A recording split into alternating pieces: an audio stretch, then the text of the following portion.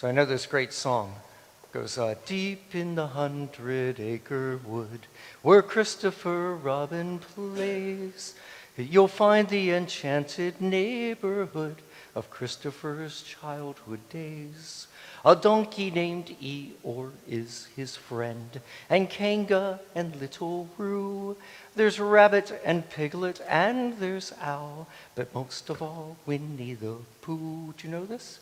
Winnie the Pooh, Winnie the Pooh, tubby little cubby all stuffed with fluff. He's Winnie the Pooh, Winnie the Pooh, willy-nilly silly old bear. Oh, thanks. Yeah, isn't it amazing, the stuff you remember? I bring it up because this will sound silly, certainly maybe to the adults. Winnie the Pooh has something in common with the Blessed Mother. I know, doesn't that sound silly? But if you in the story, it's said that Mary spent some time reflecting on all the things that had happened. And I don't know if you remember, there's one of the books, one of the stories. It starts off, the narrator starts off and says, one day, Winnie the Pooh tried very hard to think of something. And they show a picture of him with his paw up there, and he goes, think, think, think, think. Pooh reflects, and he's just trying to think. He's just sitting very quietly and thinking. And that's what Mary did. And if you think about it, it's really interesting to me because this happens, it says it happens after the shepherds show up. I don't know if you ever thought about this, but Mary, there's this, Mary and Joseph are there with the baby, and then a whole bunch of strangers show up. Like they don't know the shepherds. They all show up, and the shepherds, you got to figure, they're like, okay, who are you? And the shepherds say to him, good question.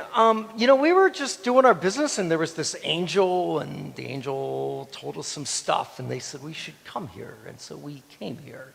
So it just seems to me like everybody might be a little confused, and so Mary spent some time thinking about that, reflecting on it. So I really want you to be like the Blessed Mother and reflect, but if you can also be like Winnie the Pooh if you want and think that way too, okay? So yeah, why don't you do that this year? Maybe spend a little time, maybe today, thinking a little bit, okay? All right, thanks very much.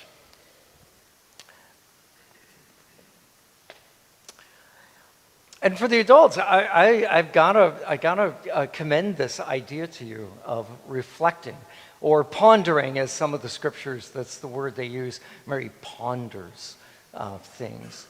Because it is interesting to me, there's a nice debate, a good, healthy debate in theological circles about how much Mary knew, in advance, if you will.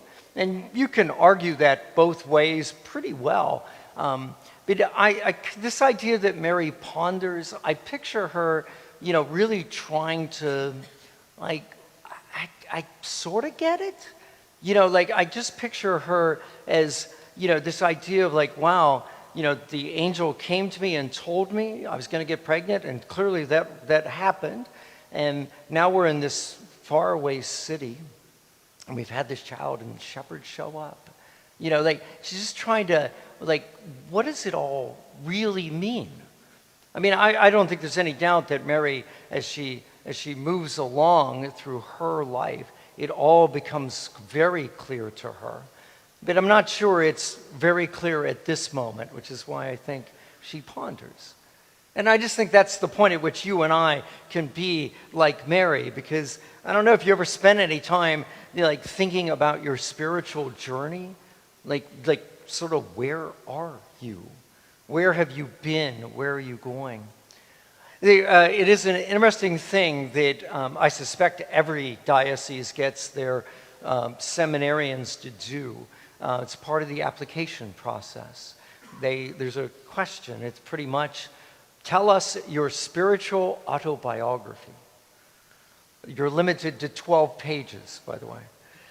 In this diocese, anyway. And they want you to tell a story. They want you to look back, to reflect, to ponder, where have I seen God? How is it, where can I show that God has been working in my life, and it has led me to this moment where I am writing and asking that the diocese might accept me in the seminary and potentially to be a priest.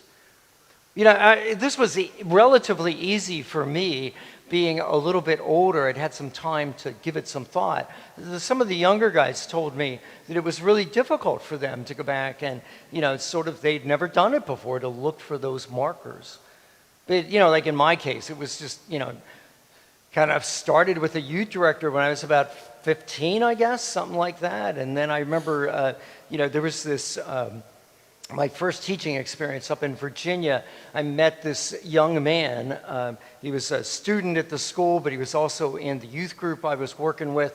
And this kid, he lived out his Christian faith far better, took it way more seriously than anybody I'd ever met in my life. And it had a great effect on me, because I just watched somebody be a Christian, not look like a Christian, but like really be a Christian, and it sort of was a big change for me.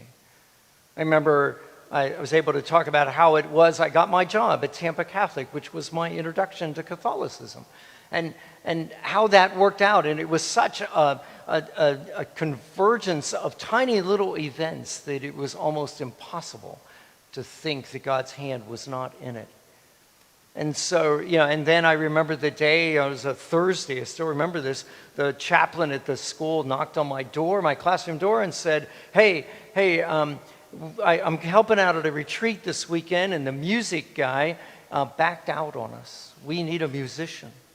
Can you help us?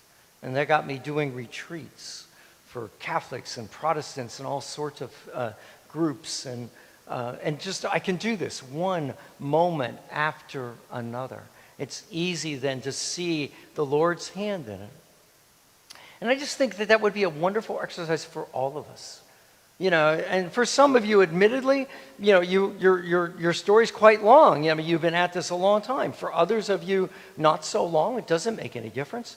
You still want to just look for those markers. And don't be at all concerned that you have one of those stories that doesn't, it's not just, I started here and I moved and I'm getting closer to God.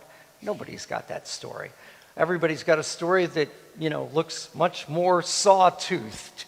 Maybe there was a time when faith didn't matter to you. And so, you were in a bit of a valley. But that's okay too, because sometimes you'll find one of those markers in the valley, because you'll realize God was still with you, and that's why God was able to sort of call you back. So it's worth, emulating the Blessed Mother today. Spend a little time. New Year's Day, it's a great time, because it's sort of this marker we set in our society every year, where you look back and you look forward. And some people just over the last day have been telling me they're so thrilled that 2022 is gone. I guess it wasn't a good year for them. For other people, it was a lovely year, and they're just looking forward to a little more.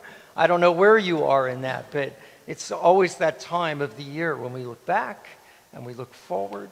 And so do that, but do it spiritually. Look back. Where has the good Lord been with you? Where has he brought you? And it's probably worth spending a little moment or two asking yourself, well, where's the Lord taking me? What's next, if you will? What is, if you want to think of it this way, what's my spiritual resolutions for the new year, as it were? And let's be like the Blessed Mother today. Let's do a little reflecting.